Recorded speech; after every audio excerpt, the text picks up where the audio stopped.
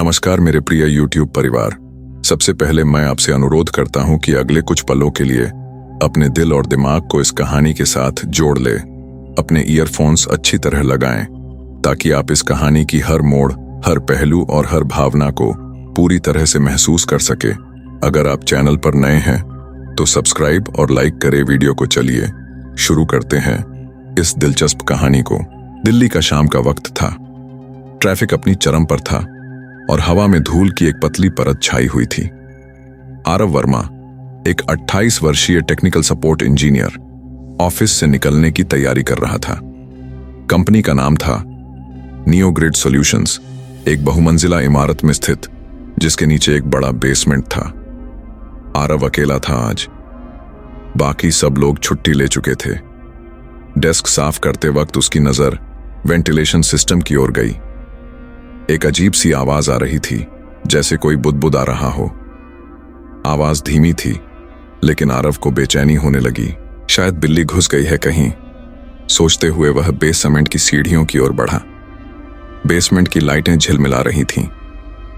वहां हमेशा हल्की गंध रहती थी, एक मिली-जुली सीलन और पुराने कागजों की।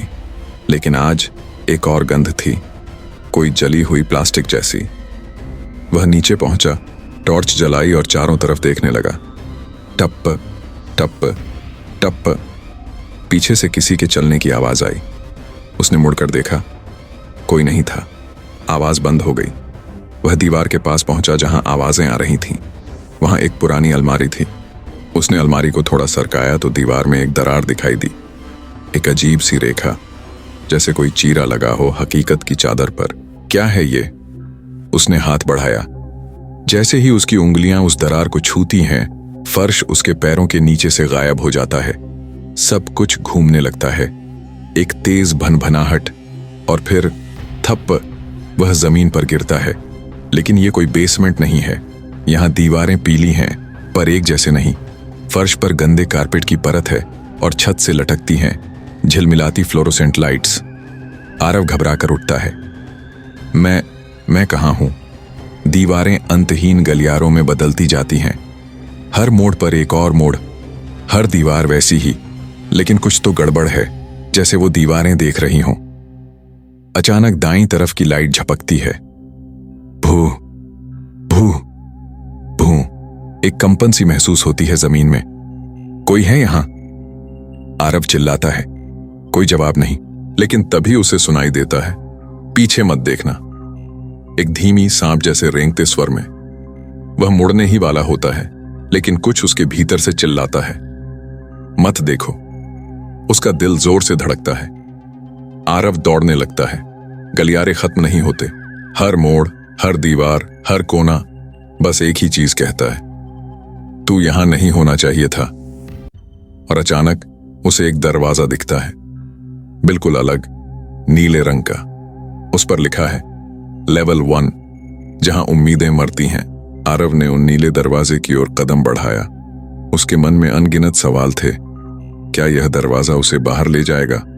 क्या यह उस खौफनाक दुनिया से बाहर निकलने का रास्ता है जिसमें वह फंस चुका था? लेकिन एक अजीब सी बेचैनी उसके अंदर समाती जा रही थी, जैसे कुछ गहरा और भयावह उस दरवाजे के पीछे छिपा हो। फिर भी उसने एक गहरी सांस ली और दरवाजे को खोला। जैसे ही दरवाजा खुला, एक तेज सीटी की आवाज कानों में गूंजने लगी। उसकी आंखें धुंधली हो गईं। अंदर जो कुछ भी था वह उसे अभी तक पूरी तरह से देख नहीं पा रहा था, लेकिन जो उसने महसूस किया वह किसी काले साए जैसा था, जो एक ठंडी हवा के साथ उसके चेहरे को थपेड़े की तरह महसूस हुआ। वह धीरे धीरे आगे बढ़ने लगा, लेकिन उसकी हर हलचल के साथ एक अजीब सा एहसास उसे चुपके से घेरने लगा। कहीं ना कहीं उस खौफनाक आवाज का स्रोत उसके पास था। एक बार फिर वह वही आवाज सुनी जो उसने पहले सुनी थी, पीछे मत देखना। आरव घबराया हुआ, लेकिन अब वह पीछे मुड़ने की हिम्मत नहीं जुटा पा रहा था। दरवाजे का धुंधलका बढ़ते ही उसके कदमों की आवाज भी अलग तरह से गूंजने लगी, मानो जमीन खुद उसका पीछा कर रही हो। वह जानता था कि अगर उसने पलट कर देखा तो वह कभी भी लौट नहीं पाएगा। तू यहां नहीं होना चाहिए था। अब आरव पूरी तरह से अंदर चला आया था, लेकिन अब वह किसी विशेषता को समझ नहीं पा रहा था।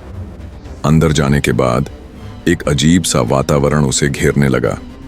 हाँ, दीवारें वहीं पीली थीं, लेकिन अब वे कुछ बदल चुकी थीं। उन पर अजीब धुंधले धब्बे थे जो एक काली छाया की तरह फैल रहे थे। आगे बढ़ते हुए वह कुछ और कदम बढ़ाता है और फिर अचानक वह रुकता है। उसके पैरों के ठीक नीचे जो फर्श था वह असामान्य रूप से हल्का और गीला सा महसूस हो रहा था। अचानक उसकी नजर जमीन पर गिरी और उसने देखा फर्श पर एक खून से सना हुआ हाथ का निशान था। आरव का दिल एक झटका खाता है।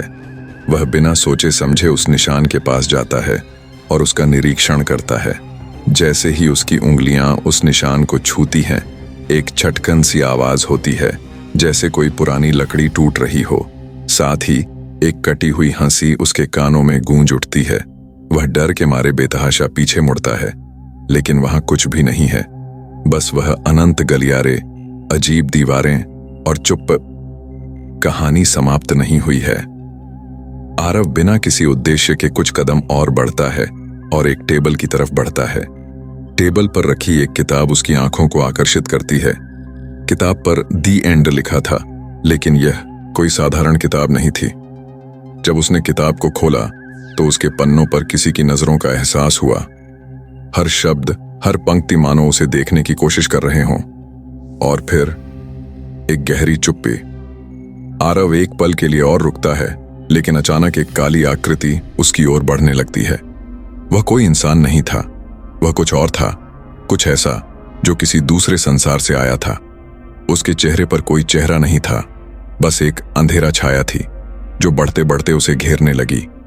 आरव ने आंखें झपकते हुए खुद को किसी तरह झटका दिया और तेजी से कदम बढ़ाने लगा, लेकिन वह आकृति उसके पीछे थी, जैसे कोई कटा हुआ चेहरा उसकी आंखों में बैठा हो। आरव दौड़ता रहा, सांसें धौंकने लगी थीं। पीली दीवारें, झिलमिलाती रोशनियां और उन गलियारों का अंतहीन सिलसिला उसे जैसे निगलने पर आमादा था। उसके कानों में वही पुराना शोर गूंज रहा था, तू यहां नहीं होना चाहिए था, ये तेरे लिए नहीं बना। लेकिन अब कुछ बदल रहा था। हर दरवाजा जो उसे दिखता थोड़ा सा अलग होता। किसी पर खून के छींटे, किसी पर नाखूनों से खरोंचें, किसी के भीतर से किसी के रोने की धीमी आवाज। आरव एक ऐसे दरवाजे के पास आया जिस पर हल्के नीले रंग से किसी ने लिखा था, शुरुआत यही है। उसने धड़कते दिल से दरवाजा खोला। अंदर घुप अंधेरा था, लेकिन वहां कमरे के बीचों बीच एक कुर्सी पर बैठा था कोई। उसका चेहरा दीवार की ओर था। कौन है? आरव ने धीमे स्वर में पूछा। कोई जवाब नहीं आया। वह थोड़ा और पास गया। कमरे की हवा ठंडी थी, लेकिन भीतर शरीर की सड़न की गंध भरी थी। उसने जब उस शख्स की कुर्सी के पीछे से चेहरा देखा, चेहरा नहीं था, बस एक चिकना त्वचा जैसा सपाट हिस्सा, जैसे चेहरे को किसी ने मिटा दिया हो। आरव चीखना चाहता था, लेकिन गले से आवाज ही नहीं निकली। तभी उस बिना चेहरे वाला व्यक्ति हिलने लगा, धीरे धीरे, और फिर उसकी गर्दन पूरी तरह पीछे घूम गई। आरव भाग पड़ा। धड़ाम! पीछे से दरवाजा अपने आप बंद हो गया। भागते भागते वह एक और दरवाजे के पास पहुंचा। इस बार इस पर लिखा था, लेवल 2, जहां दीवारें सुनती हैं। आरव हिचकिचाया, लेकिन पीछे से किसी के तेज कदमों की आवाज आ रही थी। उसने दरवाजा खोला। जैसे ही वह अंदर गया, चीजें और भी ज्यादा विकृत लगने लगीं। यहां की दीवारें सिर्फ पीली नहीं थीं, उनमें चेहरों के निशान उभरे हुए थे। कुछ रो रहे थे, कुछ चीख रहे थे, और कुछ चुपचाप तुम्हें घूरते हुए। हर दीवार में एक आत्मा बंद थी। आरव अब इस जगह की प्रकृति को समझने लगा था। यह जगह सिर्फ एक भूल भुलैया नहीं थी, यह एक जिंदा जगह थी, एक चेतन सत्ता जो हर घुसने वाले को निगलती थी। अचानक उसे एक बच्ची की आवाज सुनाई दी, भैया, मेरी गुड़िया कहीं खो गई, तुम ढूंढ दोगे? वह मुड़ता है। वहां एक 6 साल की बच्ची खड़ी है, गंदे सफेद फ्रॉक में, बाल बिखरे हुए, लेकिन उसकी आंखें नहीं थीं, बस 2 गहरे काले छेद। मैंने उसे लेवल 3 में छोड़ दिया था, वहां सब कुछ जल रहा था। आरव कांप गया। बच्ची धीरे धीरे पीछे हटने लगी और गलियारे में गायब हो गई। दीवारें अब हंस रही थीं, एक खामोश गूंजती हुई हंसी। अचानक आरव को एक पुरानी CRT टीवी दिखाई दी। जो बिना बिजली के भी जल रही थी। उस पर सिर्फ एक दृश्य चल रहा था। आरव खुद को देख रहा था इस कमरे में एक दरवाजे की ओर बढ़ते हुए। फिर उसने देखा स्क्रीन पर वह पीछे मुड़ता है और जैसे ही मुड़ता है उसकी पीठ से कोई लंबा साया बाहर निकलता है और उसे अंदर खींच लेता है। आरव डर के मारे दूर भागता है, लेकिन अब गलियारे बदल चुके हैं। अब हर दीवार पर आरव का चेहरा उभरा है। कुछ रो रहे हैं, कुछ चिल्ला रहे हैं, कुछ उसे खुद की ही याद दिला रहे हैं। वह समझ गया, बैक रूम्स अब उसका चेहरा पहचानती हैं। आरव ने आगे बढ़ते हुए जैसे ही लेवल 2 के एक और पुराने दरवाजे को खोला, एक झोंका गर्म हवा का उसके चेहरे से टकराया। यह दरवाजा कुछ अलग था। उस पर जले हुए लकड़ी के टुकड़ों से बना एक निशान था। तीसरा स्तर, जलती यादों की भूल भुलैया। उसने झिझकते हुए कदम बढ़ाया। अंदर जो था वो किसी नर्क से कम नहीं लगा। यहां हर चीज झुलसी हुई थी। दीवारें, फर्श, छत सब राख में ढंकी हुई और चारों ओर फैली हुई थी धीमी, घुटन भरी धुआं। आरव ने महसूस किया कि यहां गर्मी कोई सामान्य नहीं थी। ये गर्मी यादों की थी। हर बार जब वह किसी राख की परत को छूता, उसे अपना कोई भूला हुआ डर याद आता। एक जगह वह ठिठक गया। दीवार पर एक तस्वीर जली हुई सी टंगी थी। उस तस्वीर में वही बच्ची थी जो उसे लेवल 2 में मिली थी, लेकिन इस बार उसके पास खड़ा था खुद आरव। यह कैसे संभव है? उसका दिमाग हिल गया। जैसे ही वह आगे बढ़ा, उसे एक परछाई सी दिखाई दी। एक काला लंबा प्राणी जिसकी पीठ से धुएं के रेशे उठ रहे थे। वह धीरे धीरे चला आ रहा था और फिर बोला, तुमने दरवाजा खोला, अब तुम्हें अंत जानना ही होगा। आरव कांपता है। तुम कौन हो? मैं संदेशवाहक हूं, इस भूल भुलैया का पहले शिकार। अब मैं इसे समझ चुका हूं, लेकिन जा नहीं सकता। पर तुम्हें सच बताना मेरा दायित्व है। यह एक प्राचीन निर्माण है जिसे किसी ने मानव अवचेतन के डर से बनाया था। हर स्तर एक मानसिक अवस्था का प्रतीक है। लेवल 0 भ्रम और अकेलापन, लेवल 1 पीछा और भय, लेवल 2 पहचान और चेतावनी, लेवल 3 जलती हुई यादें, आत्मा का परिशोध। तुम यहां क्यों आए? इसका कारण तुम्हारी ही स्मृतियों में छिपा है। आरव की आंखों में अब स्पष्ट दृश्य चमकने लगे। एक दुर्घटना, एक लड़की की चीख, एक अधजली गुड़िया, और वो क्षण जब उसने किसी की मदद करने से इनकार कर दिया था। क्या ये सब मेरी ही गलती थी? संदेशवाहक ने सिर हिलाया। बैकरूम सिर्फ एक जगह नहीं, ये एक न्याय की प्रक्रिया है, जहां आत्मा अपने बोझ के साथ भीतर खींच ली जाती है। तभी दीवारें हिलने लगीं। एक विशाल दरवाजा प्रकट हुआ, राख के गुबार के बीच से। उस पर लिखा था, जो स्वयं को देख ले वही आगे जा सकता है। आरव ने उस दरवाजे को खोला और वह पहुंचा लेवल 4 में। जैसे ही आरव ने लेवल 3 का दरवाजा पार किया, वह एक नए वातावरण में प्रवेश कर गया।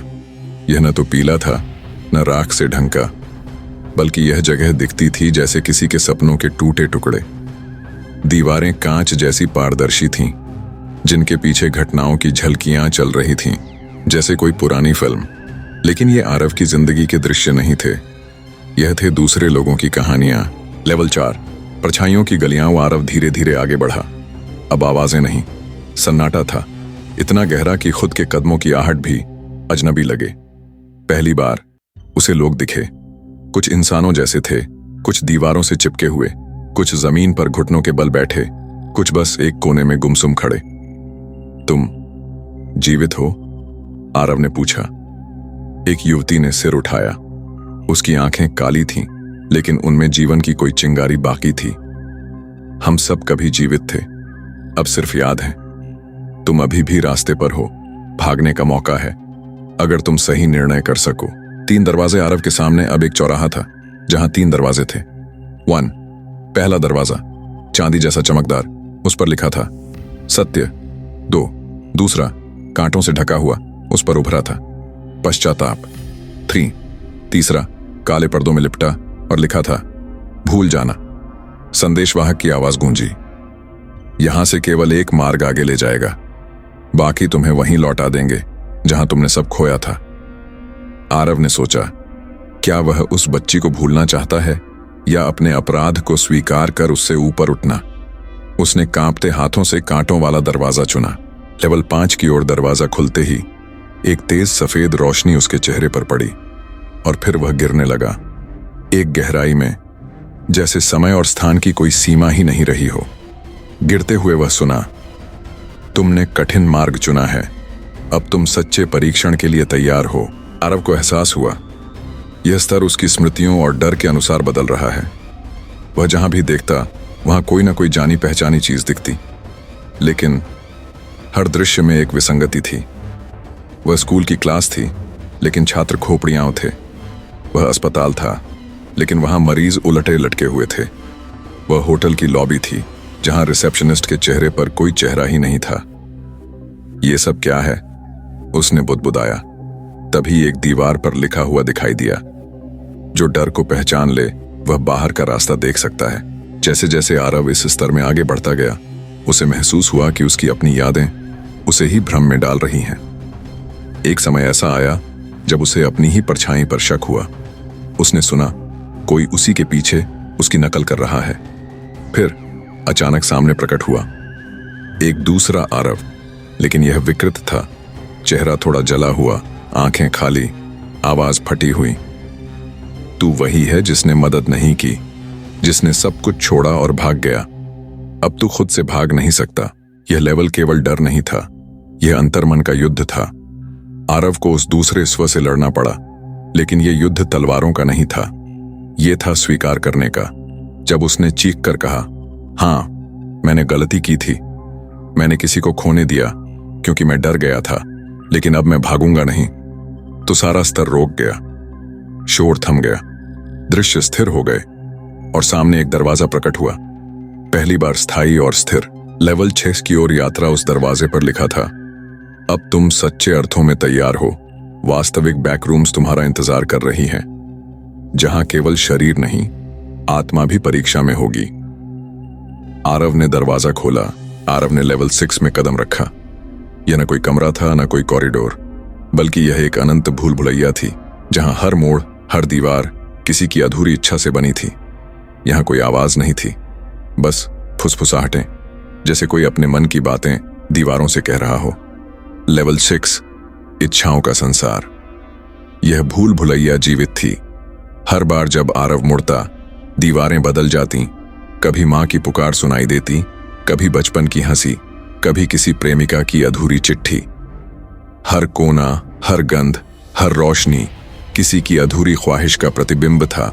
एक गलियारे में चलते हुए आरव ने देखा, उसकी खोई हुई बेटी एक बगीचे में खेल रही थी। पापा, वह चिल्लाई। आरव दौड़ा, लेकिन जैसे ही उसने हाथ बढ़ाया, बेटी एक कांच की परत में बदल गई और फिर हवा में बिखर गई।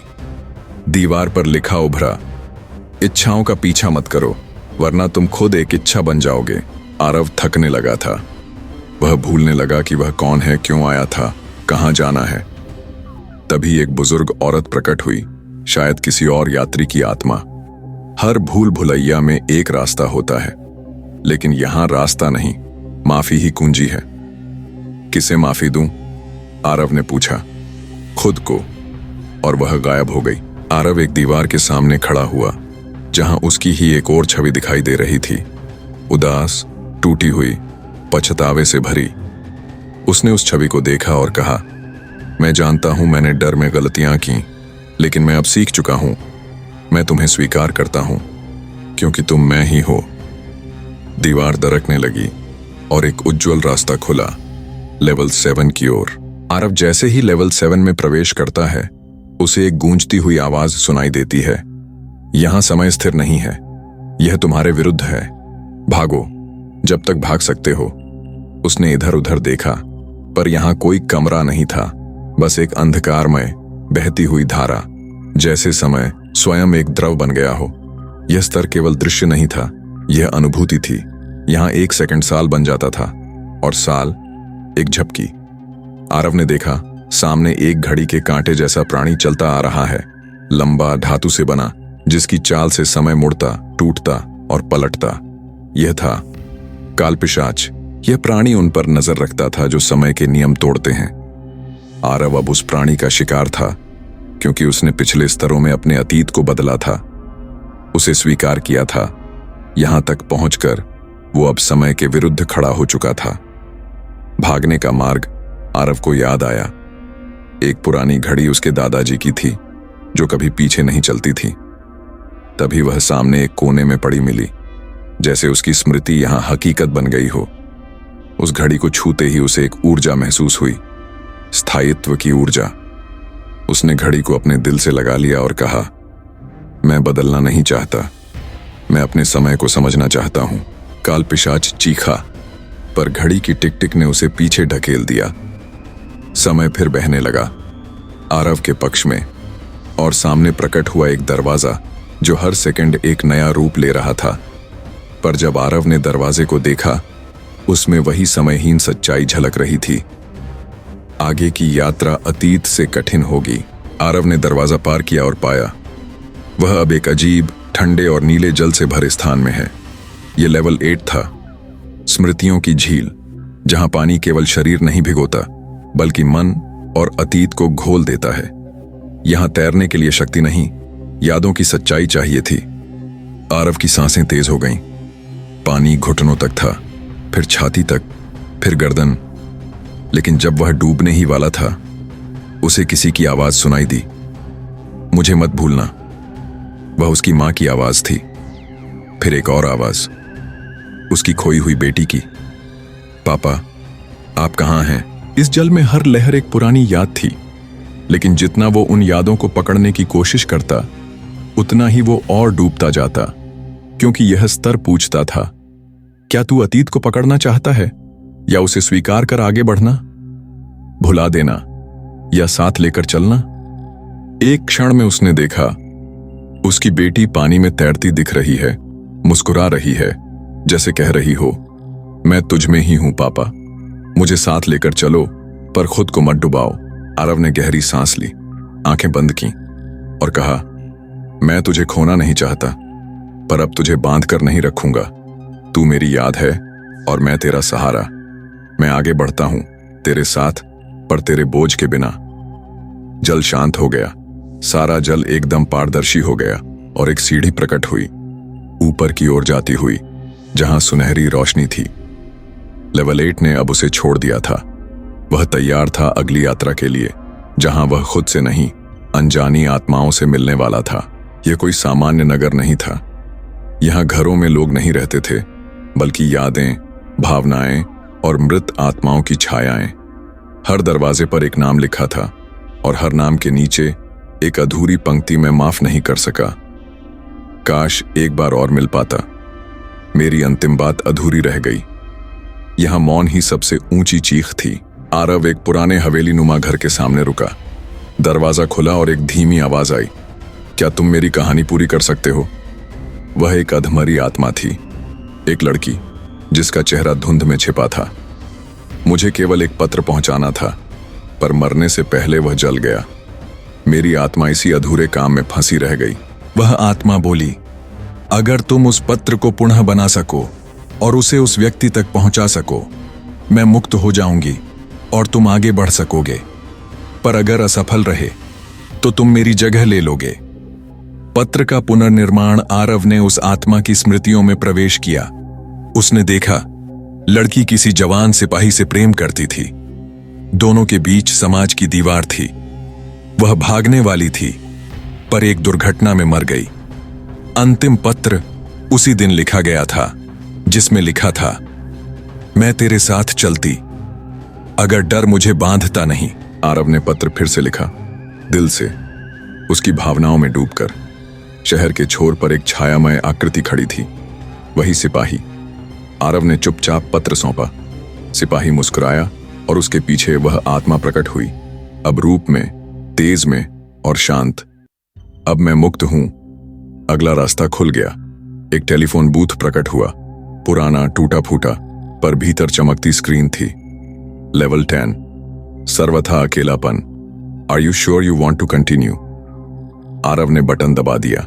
लेवल 10 कोई स्थान नहीं था, यह एक अनुभव था, एक स्थिति, एक मानसिक परीक्षा।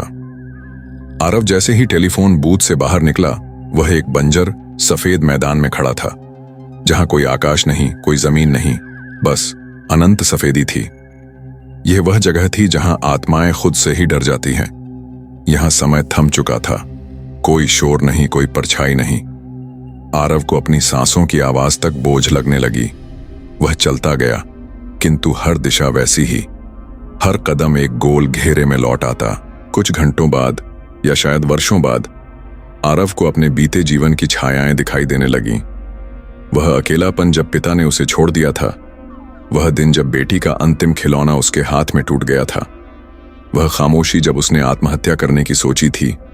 अब वह अपने भीतर के राक्षसों के सामने था। कोई शत्रु नहीं था, बस वह खुद। एक ही आवाज गूंजी, तू कौन है?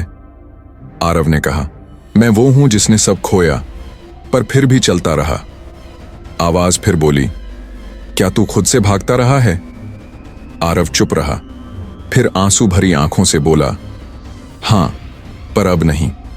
मैं खुद को स्वीकार करता हूं, अपने अंधेरे को भी गले लगाता हूं।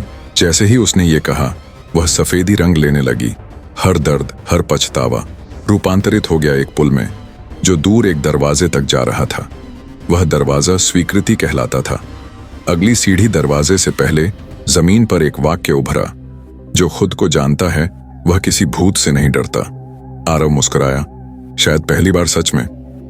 उसने दरवाजा खोला और प्रवेश किया, एक नई, भयावह लेकिन जीवंत दुनिया में।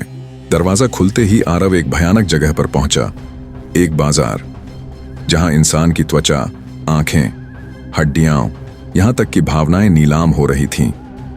हर दुकान एक शरीर बेचती थी, लेकिन सबसे ऊंचा मूल्य था आत्मा का सौदा। यहां जीवित लोग अपनी यादें बेचते थे ताकि वे दर्द से मुक्त हो सकें, पर हर सौदा उन्हें थोड़ा कम इंसान बनाता। यादें बेचो और पीड़ा से छुटकारा पाओ। अपनी शर्म छोड़ो और नए जीवन में प्रवेश करो।